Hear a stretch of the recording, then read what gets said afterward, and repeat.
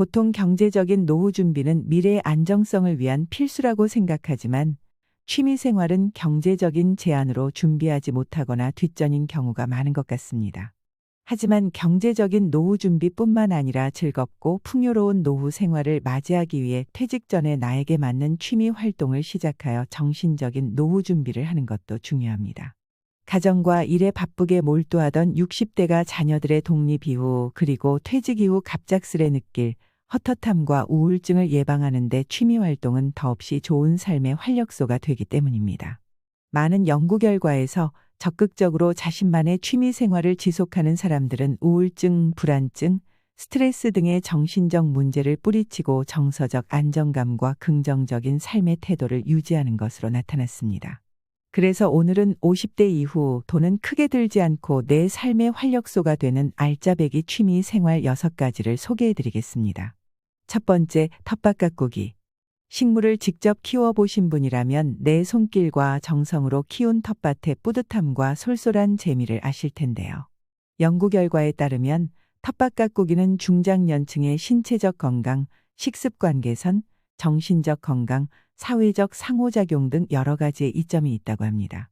텃밭 가꾸기를 통해 자연과의 교감을 즐기면서 자연스럽게 근력과 유연성을 향상시킬 수 있고요. 또한 내가 정성스럽게 직접 재배한 신선한 채소를 더욱 많이 섭취함으로 건강한 식습관을 유지하는 데도 도움이 됩니다. 하지만 무엇보다 체력을 과도하게 소모하지 않도록 무리하지 않고 나의 컨디션을 잘 조절하면서 활동하는 것이 중요합니다.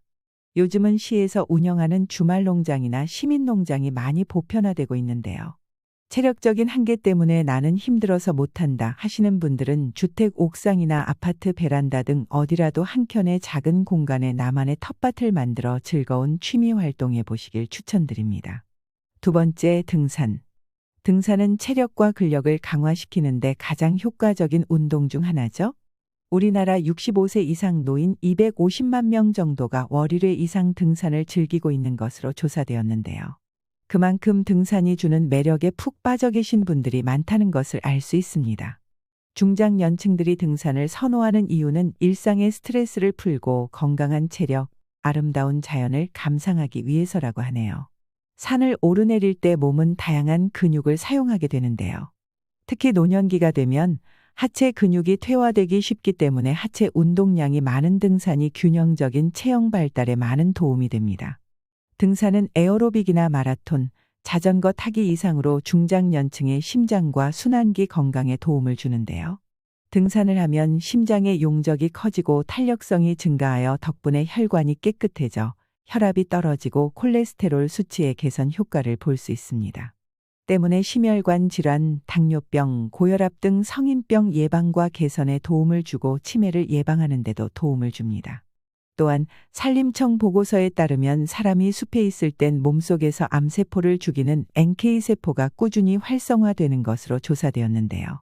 숲속에서 뿜어나오는 피톤치드는 우리 몸속의 NK세포를 10% 이상 활성화시키며 신체의 면역력을 높여줍니다. 하지만 자칫 잘못하면 등산 시 발생할 수 있는 낙상사고로 인한 위험이 생길 수 있기 때문에 본인의 운동 능력에 맞는 등산 코스를 선택하는 것이 중요합니다. 관절에 무리가 있는 분이나 등산 초보자라면 한두 시간 이내로 끝낼 수 있는 코스가 좋으며 무리하지 않는 둘레길 워킹이나 트레킹 코스로 선택하여 신체에 무리가 없도록 건강하고 즐거운 산행이 되도록 합니다. 세 번째, 스마트폰. 한국정보화진흥원 인터넷 이용 실태조사에 따르면 60세 이상 연령의 스마트폰 보유율은 71.9%로 나타났는데요. 하지만 스마트폰을 주로 사용하는 목적이 전화 및 메시지로만 이용한다는 분들이 66.5%나 되었다고 합니다. 또한 74%는 온라인 중심으로 제공되는 정보 서비스에 어려움을 겪고 있어 일상생활에서 정보와 기기를 이용할 때 난이도와 불편함을 느낀다고 답하셨는데요. 우리는 디지털 세대가 아니기 때문에 당연히 익숙하지 않은 것들을 새로 받아들이는 데는 어려움이 많이 따릅니다. 스마트폰을 사용할 때 필요한 디지털 기술과 용어들이 낯설고 혼란스럽기도 하실 겁니다. 그래서 적극적으로 배우기를 망설이셨을 텐데요.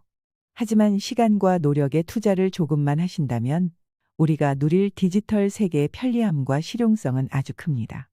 스마트폰 하나만 다룰 줄 알아도 인터넷 검색, 독서, 은행 업무, 지도, 쇼핑, 장보기, 티켓 예약 등 디지털로 할 수 있는 것들이 무궁무진하기 때문입니다. 또한 더 이상 자식들에게 의존하지 않고 디지털 기기를 자유롭게 활용하는 것에 대한 자신감과 성취감은 이루 말할 수 없습니다. 지자체별 복지관 또는 도서관, 정부지원센터 등 디지털 격차 줄이기 운동으로 다양한 곳에서 스마트폰 수업이 진행되고 있으니 문의 부탁드립니다. 네 번째, 웰빙 댄스. 웰빙 댄스는 다양한 음악과 함께 리듬에 맞추어 누구나 쉽게 따라할 수 있는 댄스를 말하는데요. 체력 유지와 강화에 매우 효과적이고 무엇보다 신나고 재미있게 활동할 수 있어 많은 분들의 사랑을 받고 있습니다. 평소에 사용하지 않는 근육을 사용하면서 균형 감각과 자세를 조절하는 데도 도움이 되며 근력, 유연성, 순발력 등의 증진을 도와줍니다.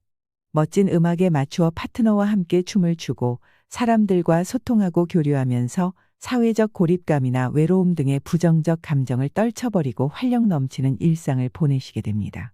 또한 새로운 춤을 배우는 과정에서 적극적으로 기억력과 집중력을 향상시킬 수 있어 치매를 예방하고 두뇌 활동을 촉진시켜 줍니다. 웰빙 댄스 수업은 지자체 복지관 또는 동사무소 문화센터 등에 문의하시면 관련 정보를 확인하실 수 있습니다. 다섯 번째, 봉사. 봉사활동은 자신의 능력과 연륜의 경험을 사회에 기여함으로 자아실현과 자기 만족감에 큰 영향을 끼칩니다. 우리는 이미 오랜 연륜에서 다양한 경험과 지식을 가지고 있기에 이를 나눔으로써 사회의 발전에 기여하며 더불어 자신의 가치를 인정받음으로 정신적 풍요로움을 느끼실 겁니다. 또한 봉사활동을 통해 다른 사람들과 소통하고 새로운 사람들과 친구를 만들며 사회적 연결성을 강화시킬 수 있습니다. 또한 다양한 활동을 통해 신체적 체력 유지에도 도움이 됩니다. 개인의 자아실현과 사회적인 기여를 주는 봉사활동을 적극적으로 추천드립니다. 봉사활동 접수는 종합자원봉사센터나 동사무소, 복지관 등에 문의하시면 됩니다. 여섯 번째, 독서. 독서는 노년층의 정신적 건강에 매우 좋은 취미활동인데요. 독서는 뇌 기능을 유지하고 인지 능력을 강화하는 데 도움을 주며 새로운 정보와 지식을 습득함으로 지적 호기심을 충족시킬 수 있습니다. 평소 독서를 좋아하지 않았더라도 자신이 좋아하는 취미나 관심사에 맞는 책을 찾아 읽기 시작하면 자연스럽게 책과 가까워지실 수 있을 겁니다. 우리 동네 도서관을 적극 활용하여 책과 함께 새로운 지식을 쌓고 독서의 즐거움을 느껴보시기 바랍니다. 독서 모임 등의 동호회 활동을 하면 여러 사람들과 책에 대한 다양한 생각과 의견을 교류하고 소통하면서 상호작용을 통해 삶의 만족도를 높여줄 것입니다. 오늘은 이렇게 6가지 돈이 거의 들지 않는 취미 활동을 알아보았습니다. 취미나 활동을 선택하실 때는 자신에게 맞는 것을 선택하시는 게 중요한데요.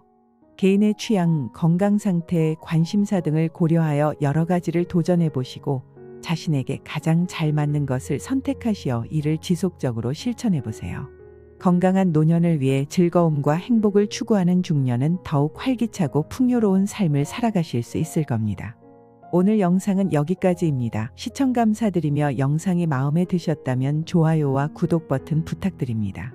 저는 더 유익한 정보로 다음 시간에 찾아뵙겠습니다. 감사합니다.